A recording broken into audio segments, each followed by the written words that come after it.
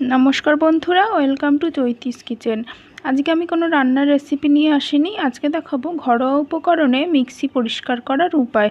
চলুন শুরু করি। দেখুন আমার এই মিক্সি দুটো কত নোংরা হয়ে রয়েছে। অনেক দিন ধরে এই মিক্সিগুলো পরিষ্কার করা হয়নি, তো আমি ভাবলাম মিক্সিগুলি পরিষ্কার করব, সেটা আপনাদের সাথে শেয়ার করব। তো চলুন এখন আমি মিক্সিগুলো পরিষ্কার করা শুরু করব। দেখুন এই মিক্সিটা কতটা নোংরা। মিক্সিগুলো কী দিয়ে পরিষ্কার করলে একদম চকচকে হবে সেটাই আমি আপনাদের দেখাবো। প্রথমে এই মিক্সিটা পরিষ্কার করব, তো এর জন্য আমি নিয়ে নিয়েছি বেকিং সোডা, যেটা সমস্ত রকম মুদিখানা দোকানে বা বড় স্টোরে উপলব্ধ। আপনারা যেখান থেকে খুশি এটি নিতে পারেন। আর নিয়েছি ভিনিগারও যে কোনো মুদিখানা দোকানে বা বড় স্টোরে পাওয়া যায়।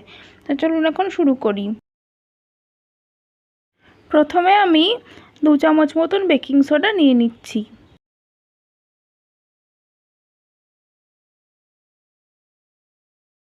আর এখন আমি কিছুটা ভিনিগার নিয়ে নেব, অবশ্যই সেটা প্রয়োজন অনুযায়ী, কারণ ভিনিগার আর বেকিং সোডার কনসিস্টেন্সিটা বজায় রাখার জন্য প্রয়োজন মতন ভিনিগার নিতে হবে।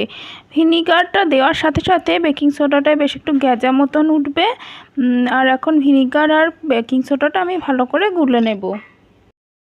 বন্ধুরা, আমার আজকের ভিডিওটা যদি আপনাদের কাছে উপকারী মনে হয় তাহলে অবশ্যই আপনারা বাড়িতে ট্রাই করবেন এই টোটকাটি। আশা করি আপনারা সুফল পাবেন। আমার বেকিং সোডার ভিনিগারটা গোলা হয়ে গেছে। এখন আমি এরকম একটা ব্রাশের সাহায্যে সমস্ত মিক্সিটার গায়ে বেকিং সোডা আর ভিনিগার মিশ্রণটা মাখিয়ে নেব। ব্রাশ দিয়ে খুব ভালো করে মিক্সারের গায়ে মিশ্রণটা মাখিয়ে নিচ্ছি।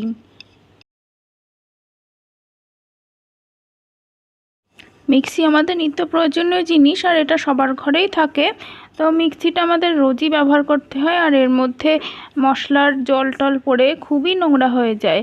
তো এটা পরিষ্কার না থাকলে আবার খুবই বাজে লাগে দেখতে। তো পরিষ্কার করাটা খুবই একটা গুরুত্বপূর্ণ কাজ এবং ঝক্কির কাজও বটে, কারণ এত নোংরা একভাবে তোলা সম্ভব হয় না।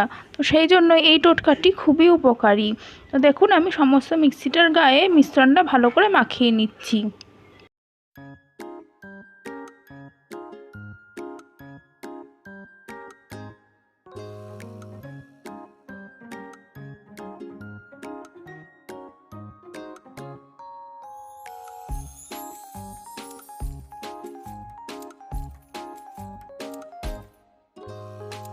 সমস্ত ভিনিগার আর বেকিং সোডার মিশ্রণটা আমার মাখানো হয়ে গেছে।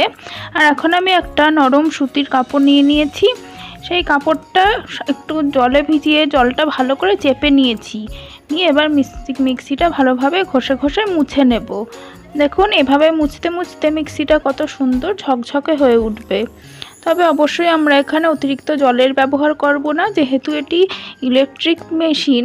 তো যে মেশিনের মধ্যে জল ঢুকে গেলে পরে ইলেকট্রিক শক হয়ে যাওয়ার সম্ভাবনা থাকে, সেই জন্য ন্যাকড়াটা জলে ভিজিয়ে খুব ভালো করে জলটা নিংড়ে ফেলে দিয়েছি।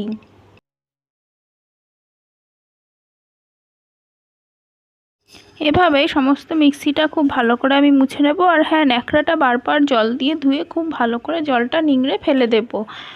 জলটা ফেলে না দিলে মেশিনে জল ঢুকে গেলে ইলেকট্রিক শক হয়ে যাওয়ার সম্ভাবনা বেশি থাকে।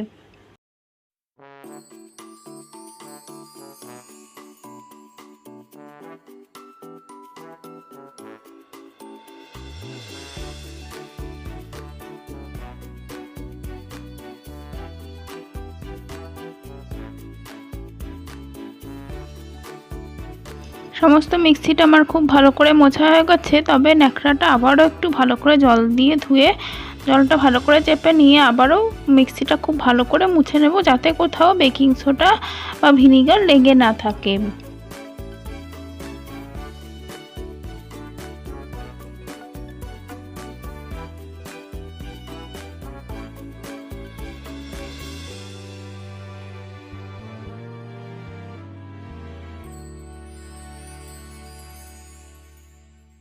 এভাবে আমি মিক্সির ভেতরের এই ব্লেডগুলোর আশেপাশটাও খুব ভালো করে মুছে নেব।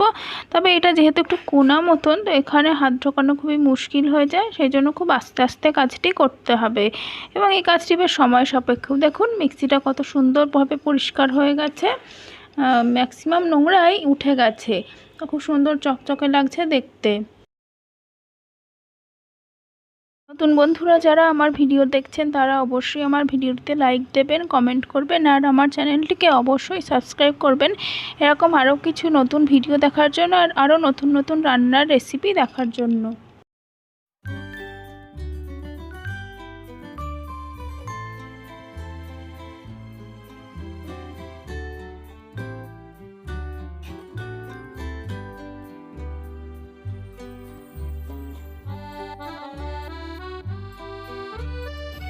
এখন আমি এই মিক্সিটা পরিষ্কার করে নেব।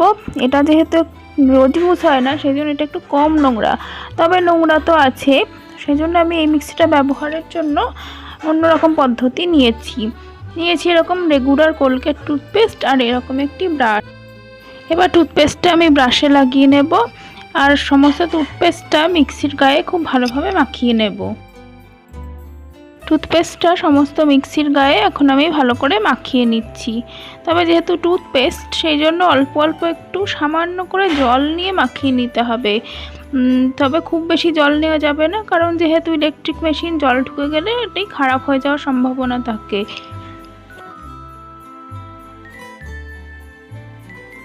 মিক্সি রেগুলার পরিষ্কার করা না হলে পরে যখন দাগটা মিক্সির গায়ে বসে যায় তখন সেটা তোলা খুবই কষ্টকর হয়ে যায়। বিশেষত টমেটোর রস বা বিভিন্ন মশলার রস মিক্সি থেকে যেন সহজে উঠতেই চায় না। তো সেই জন্য আমি মিক্সি এভাবে পরিষ্কার করে থাকি। দেখুন এইভাবে এই কোলগেট পেস্ট দিয়ে মিক্সিটা পরিষ্কার করলে এটাও কিন্তু খুব তাড়াতাড়ি এসব দাগ তুলে ফেলতে পারে। তো মিক্সির গায়ে এখন আমি সমস্ত পেস্টটা খুব ভালো করে মাখিয়ে নিচ্ছি, অবশ্যই অল্প অল্প জল দিয়ে।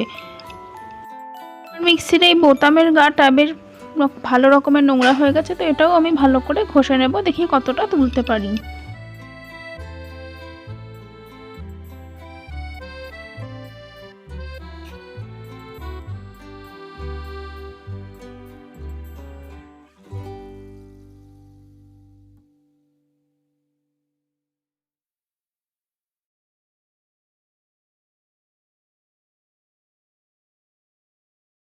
মিক্সির গায়ে পেস্টটা মাখানো হয়ে গেছে আর এখন আমি এরকম একটা সুতির নরম ন্যাকড়া নিয়ে সমস্ত মিক্সির গাটা ভালো করে মুছে নেব শুকনো অবস্থাতে।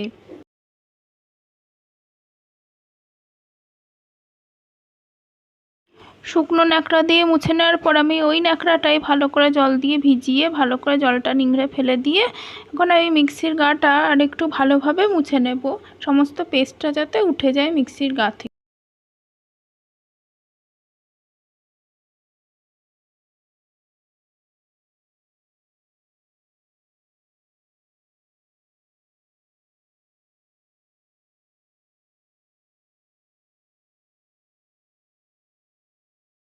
ইতিমধ্যে মিক্সিটা বেশ ভালো রকম পরিষ্কার হয়ে গেছে, তবে ভেতরটা এখনও কিছুটা নোংরা রয়ে গেছে, তো সেটা আমি চেষ্টা করছি ঘষে ঘষে তুলে ফেলার। যেহেতু এটার মধ্যে ফাঁক কম সেই জন্য আঙুলটা ঢোকানো যাচ্ছে না, তো আমি চেষ্টা করছি এটা পুরোপুরিভাবে তুলে ফেলার। দেখুন এই মিক্সিটাও বেশ ভালো পরিষ্কার হয়ে গেছে।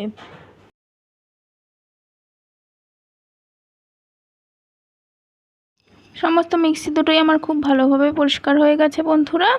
আপনারা চাইলে এভাবে ট্রাই করে দেখতে পারেন। দেখুন মিক্সি দুটো খুব সুন্দর ঝকঝক করছে। আর ভিডিও ভালো লেগে থাকলে অবশ্যই ভিডিওতে লাইক কমেন্ট করবেন আর চ্যানেলটিকে সাবস্ক্রাইব করে পাশে থাকবেন। ধন্যবাদ বন্ধুরা।